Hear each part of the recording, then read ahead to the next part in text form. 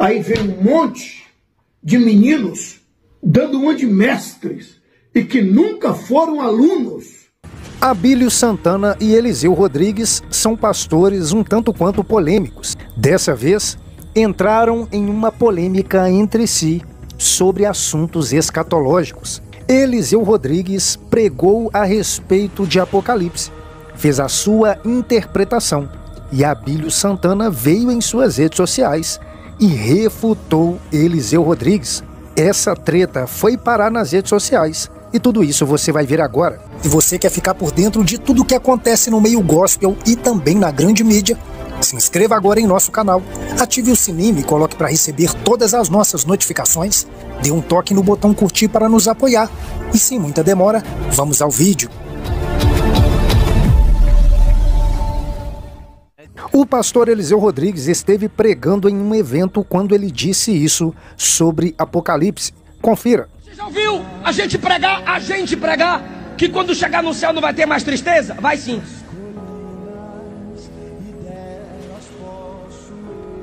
Tu já cantou? Quando eu chegar lá não vai ter mais tristeza? Vai sim, quando chegar, vai. Depois de ouvir esse trecho da mensagem de Eliseu Rodrigues, o pastor Abílio Santana veio em suas redes sociais e refutou o amigo. Confira. Olá, queridos, saudação de paz, vosso conservo, pastor Abílio Santana. Em 1 aos Tessalonicenses, capítulo 4, do versículo 13 ao versículo 18, Paulo está dando-nos referências a respeito do arrebatamento da igreja. Paulo está dizendo: irmãos, a respeito daqueles que já morreram, não quero que os senhores estejam ignorantes. Tenham conhecimento de causa, que aqueles que morrerem em Cristo ressuscitarão primeiro, e depois haverá o arrebatamento da igreja. Ou seja, Paulo está dizendo que primeiro Jesus vai ao paraíso, chama aqueles que já morreram esperando nele, e daí então dá-se-á o arrebatamento da igreja. Isso é bíblico. Onde é o paraíso? Debaixo do trono de Deus. Apocalipse capítulo 6, versículos 9 e 10. Primeiro Jesus vai ao paraíso, chama todos que lá estão, reúne nas nuvens, e aí diz ao Espírito Santo: chegou a hora de voltar para os céus, e aí dá-se ao arrebatamento da igreja. Isso é bíblico. A Bíblia fala-nos de 3 céus. Primeiro, céu Auranos, que é o céu inferior, céu das nuvens, céu dos pássaros. Gênesis capítulo 1, versículo 20. Lucas capítulo 17, versículo 24. Segundo céu, céu Mesorâneos, que é o céu intermediário, que é o céu galáctico. Jó capítulo 22, versículo 12. E o terceiro céu, que é o céu superior, o céu divino. Atos dos Apóstolos capítulo 1, versículo 11. E aos Hebreus capítulo 1, versículo 3. 2 Coríntios capítulo 12, versículo 2, e João capítulo 3, versículo 13. Bom, Jesus chamará a sua igreja, após passar no paraíso, chamar os que dormem nele, e aí dá-se ao arrebatamento. Antes de entrarmos nos céus, Jesus transformar-se-á numa labareda de fogo, e aí haverá o tribunal de Cristo. Não confunda tribunal de Cristo com juízo final. Tribunal é para a igreja. E concernente ao tribunal de Cristo, nós encontramos algumas referências. 2 Coríntios capítulo 5, versículo 10. Mateus capítulo 16, versículo 27. Tribunal de Cristo não tem nada a ver com salvação. Foi arrebatado? Está salvo. Foi para o paraíso? Está salvo. E esse tribunal é equivalente a galardão. Jesus transformar-se-á numa labareda de fogo, as nossas obras serão lançadas sobre ele, e o que sobrar é o que vale ao nosso galardão, a nossa coroa. E para que esse galardão? Para reinar com Jesus no milênio, após os 7 anos das bodas do Cordeiro, após os 7 anos de gozo lá nos céus, voltaremos com ele para reinarmos com ele aqui na terra, porque dar-se-á o milênio, pelo menos é o que diz a Bíblia, e eu creio nas Escrituras. Os senhores vão entender por que eu estou gravando esse vídeo. Na entrada eterna dar-se-á o tribunal de Cristo para recebimento de galardão. 1 Coríntios capítulo 3, do versículo 8 ao versículo 15. Mateus capítulo 5, versículo de número 12. E também Mateus capítulo 10, versículo 41 e 42. O que sobrar é equivalente ao nosso galardão. Jesus transformar-se numa labareda de fogo, as nossas obras serão lançadas sobre ele, e o que sobrar é equivalente ao nosso galardão. Ou seja, será lançado, segundo a Bíblia, obra de ouro, de prata, de pedras preciosas, de palha, de feno e de madeira. Então, o que sobrar é equivalente ao nosso galardão. Aí reinaremos com ele quando ele voltar no milênio. Gente, por que eu estou gravando isso? Porque nós temos muitos mestres que nunca foram alunos.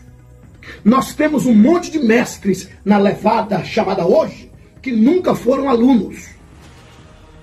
Eu fico a pensar, o doutor Abraão de Almeida escutando um monte de pregadores, essa chamada levada de hoje, doutor Joá Caetano, estou falando de escatológicos, doutor Napoleão Ribeiro Falcão, homens que são intérprete das escrituras no mundo escatológico. Aí vem um monte de meninos dando uma de mestres e que nunca foram alunos. Dizer que haverá lágrimas lá nos céus, isso é o cúmulo do absurdo. Quer dizer que Apocalipse capítulo 7, versículo 17 não vale mais? Quer dizer que Apocalipse capítulo 21, versículo 4 não vale mais? Deixe minha língua quieta. Quem veio falar também sobre o juízo final foi o pastor Lamartine Pozella, que foi convidado no Flow Podcast. E lá ele também deu a sua interpretação do juízo final. Confira. E a gente vai chegar no... Vamos chegar no Apocalipse, no juízo final, e viveremos felizes para sempre no paraíso, cara? Olha, o Apocalipse, como diz o próprio nome, é um tempo de juízo. Porque Jesus é visto na Bíblia como o cordeiro e o leão. O cordeiro, ele é o símbolo do animal sacrificial, que morria em favor de alguém. E Jesus veio como um cordeiro porque ele morreu pelos nossos pecados. O justo pelos injustos. Quer dizer, eu não podia morrer por ninguém, porque eu sou pecador. Mas ele não, ele nunca pecou. Então ele morreu pelos pecadores, para que quem cresce nesse sacrifício fosse salvo. É isso que a Bíblia diz. Deus amou o mundo de tal maneira que deu seu único filho, para que todo aquele que nele crê não pereça, mas tenha vida eterna. João 3,16. Aí, você já está perfeito. João 3,16. Agora, Deus também, a Bíblia diz que a base do seu trono é justiça e juízo. Existe muita injustiça neste mundo que precisa ser reparada. E Deus está dando um tempo para a humanidade se arrepender. Quando chegar o tempo, aí vem o juízo. Aí vai ser um pega para capar. Mas mesmo nesse período do juízo, vai haver a oportunidade das pessoas se converterem, se entregarem a Deus e serem salvas. Quem não quiser, aí vai estar na presença de Deus e vai assumir as consequências da sua incredulidade. Então, hoje, isso que a gente está vendo, está tudo na Bíblia. Tudo isso que você está vendo, por exemplo, eu vou trazer aqui um código para você que você acho que nunca ouviu. Você já ouviu falar de número da besta, marca da besta? 666. Você sabe o que é isso? É um, sei lá. Não. Alguns dizem... É porque o Apocalipse, o livro de Apocalipse, ele é muito alegórico, é difícil... Tem coisas que são alegóricas, tem outras que são muito mais claras, mas você tem que entender no significado daquele tempo. Por exemplo, tem um tipo de estudo que chama gematria, que várias línguas antigas, o número delas era a letra. Tá. O grego tem, o hebraico tem. Por exemplo, no hebraico, a letra Aleph é a primeira letra. Ela também significa o número 1. O Beit é o segundo, é o número 2. Gimel 3, Dalet 4, Re 5, Vav 6. Então quando você fala... Tá inventando isso não, né, Lamartine? Não, isso tô te zoando. Isso todo mundo sabe, todo mundo que estuda hebraico sabe, inclusive hoje é assim lá. Tá. Eles têm os números, né, arábicos, mas eles também podem... Você pode abrir um livro, a primeira página está com Aleph lá e não com o número 1. Tá? Então o número 6 é a letra Vav. 666 é Vav, Vav, Vav. Agora você sabe qual que é a letra que translitera para o nosso alfabeto? W. O que é o WWW? Ih, rapaz. Então estamos nesse momento fazendo uso de um instrumento do diabo. O sistema, porque o que na verdade vai acontecer no Apocalipse? O mundo vai se tornar um mundo globalizado. Vai ter um governo único, vai ter uma moeda única, vão ter leis únicas. Você não está percebendo como as coisas estão caminhando para isso? Agora, para que isso fosse operacionalizado, você tem que ter um instrumento de controle. E quem é o instrumento de controle? É a internet, é o 5G, é o Wi-Fi. Porque cada vez mais hoje está tudo sendo digitalizado. Com isso vem o controle. Hoje você entra nos Estados Unidos, tem alguns lugares como Orlando, você não precisa mais passar o passaporte. O cara bateu, botou lá a sua imagem, ele já te reconheceu. Então, esse instrumento de controle só é possível através do sistema da internet. A internet é maravilhosa, você pode usar, mas um dia vai ser utilizado para fins de controle e de dominação.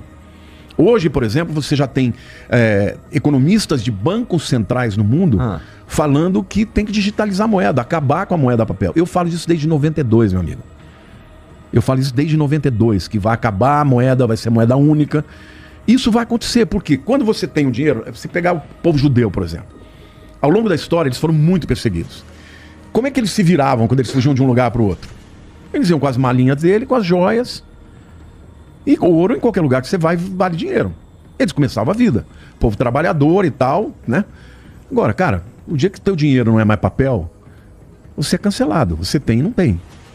Não vai ter para onde correr. E a Bíblia fala que naquele tempo, quem não tiver essa marca não vai nem poder comprar e nem vender no supermercado.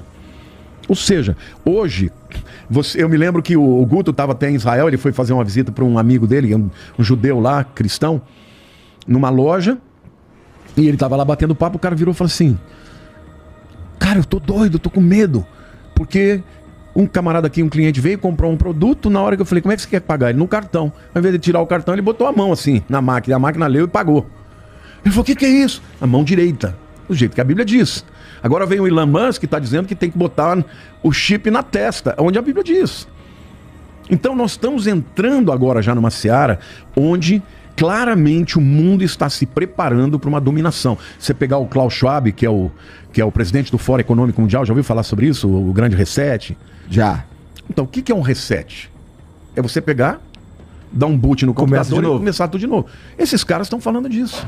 Estão falando de um mundo, até uma agenda 2030 da ONU, de um mundo onde eles acham que para acabar com as diferenças, eles têm que acabar com a moeda, com as diferenças de câmbio. Eles estão falando disso, isso já está saindo de maneira clara, entendeu? Você já vê reportagens em revistas importantes falando que o mundo hoje entende que tem que ter uma globalização, porque senão você nunca vai vencer as diferenças sociais.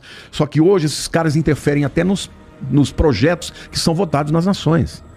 Eu, como deputado, 99% dos projetos que eram apresentados eram vindo do governo. E de onde vêm esses projetos? Muitos deles da ONU. Todos com viés, entendeu? De globalização, viés. E é assim, você vai para os Estados Unidos, vai para a Europa, vem para o Brasil, é a mesma coisa. Então, existe uma visão de preparar o mundo para um controle. E um dia, o líder desse conglomerado de nações vai ser o anticristo. Por quê? Porque o viés dele vai ser contra Deus e contra a Bíblia. Então até esse levante contra a Bíblia se tornando cada vez mais politicamente incorreta, já é uma preparação para isso, cara. E vai acontecer. Isso é uma visão bem interessante mesmo. Nesse sentido, ouso dizer que Lamartine jamais terá um Tesla. Não tem problema com nada elétrico. Não, mas que o Tesla é do Elon Musk, né? Eu não acho que ele seja o cara, tá? Muita gente me pergunta todo dia, quem que é o anticristo? Meu Deus. Eu acho que tem alguns apóstolos do anticristo. Tá um corte bom aí pra você, os apóstolos do anticristo. Porque o que Jesus fez quando ele falou pros discípulos que eles deveriam ir pro mundo? Nossa, fudeu, porque eu sou fã do Elon Musk. Não, eu também sou fã da Tesla. Tudo isso que você tá falando aí, todas essas melhorias... Pelo amor de Deus, se me deu Tesla, eu vou adorar. Isso. Todas essas melhorias que você tá falando, de, por exemplo, biohacking, que é o cara colocar o chip na mão, não sei o quê, eu, sem uma visão religiosa, vejo como um avanço. E se eu não me engano, e aí tu me corrige porque você que é o expert nesse sentido, na Bíblia, acho que em Apocalipse, diz que pouco antes do juízo final, vou chamar assim, haverá um tempo de paz mundial, de bonança, de tranquilidade, ou seja... É pra gente evitar a paz? Não. Boa pergunta, muito boa pergunta. Até tem isso mesmo lá? Tem isso mesmo. O que tem é o seguinte, que ele vai propor uma paz mundial.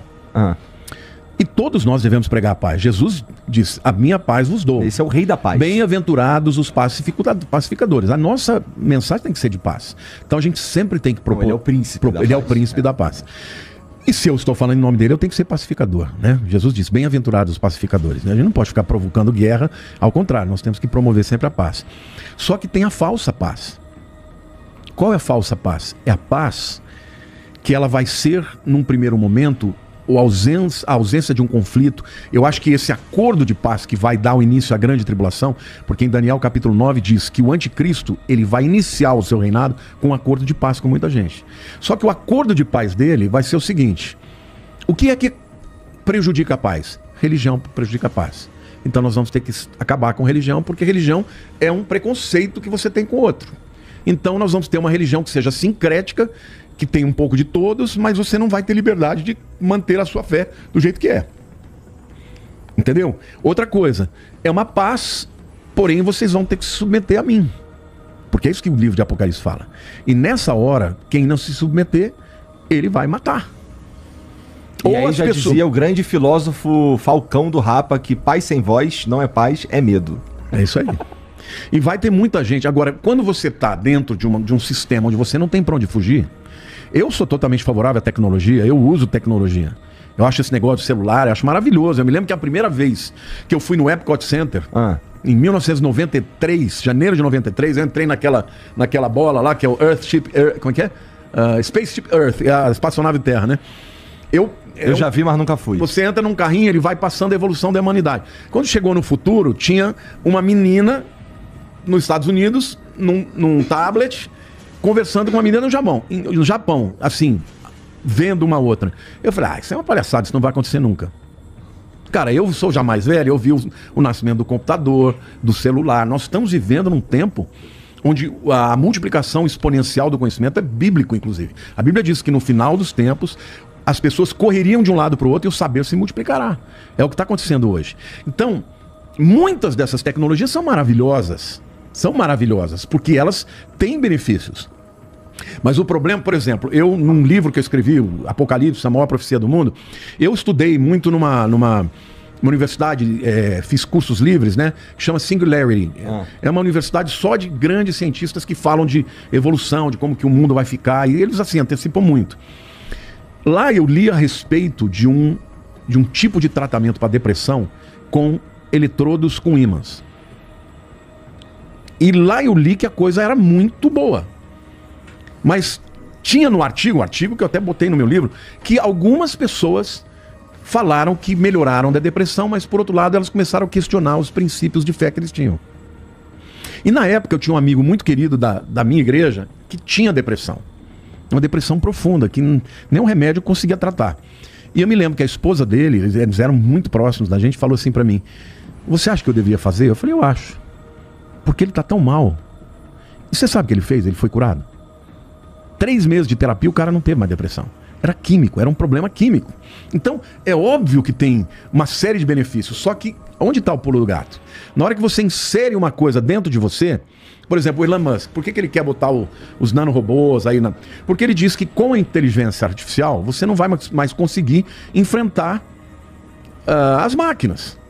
Hoje em dia já tem igreja na Alemanha que o pastor é o ChatGPT.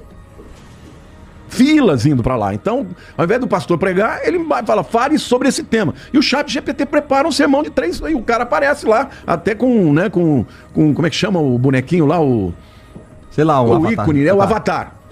Então, assim, as pessoas, ou seja, tem o lado bom? Tem, mas vamos lá. Agora, um chip que introduz dentro de você. Por exemplo, eu fui estudar isso a fundo. Hoje você tem, por exemplo, já estudos, por exemplo, uma pessoa que é bipolar. Você conhece bem o que significa, né? Essas variações de humor e tal. Existem movimentos de ondas cerebrais 15 dias antes do cara ter um surto que já dá para detectar. Então, nessa universidade eles já diziam, no futuro o marido vai estar em casa e ele vai receber pelo e-mail do médico dele dizendo, a tua mulher vai ter um surto daqui 15 dias. O cara se prepara para aquilo. Por quê? Porque uma pessoa que vive com bipolar é muito difícil, porque você tá lá na boa, de repente o cara vira um monstro e quer te matar, entendeu? Então tem aspectos muito interessantes, mas por outro lado, é invasivo, você não consegue fugir. Onde você for, estão te detectando. Não é verdade? Com certeza. É bom para uma questão de sequestro, ou seja... Só que a evolução disso é que as pessoas vão ficando tão dependentes daquilo que quando chega a hora dele dizer, olha, ou você aceita tudo que eu estou dizendo, ou você vai ser um pária, você não vai estar dentro do sistema. E as pessoas vão aceitar, na grande maioria. E aí está linkado a isso a adoração a ele como Deus. Ele vai se colocar como o verdadeiro Messias. Se você chegou até o final desse vídeo, se inscreva em nosso canal, ative o sininho e coloque para receber todas as nossas notificações. Dê um toque no botão curtir para nos apoiar. Esse é o canal Mover Gospel e eu espero por você aqui no próximo vídeo.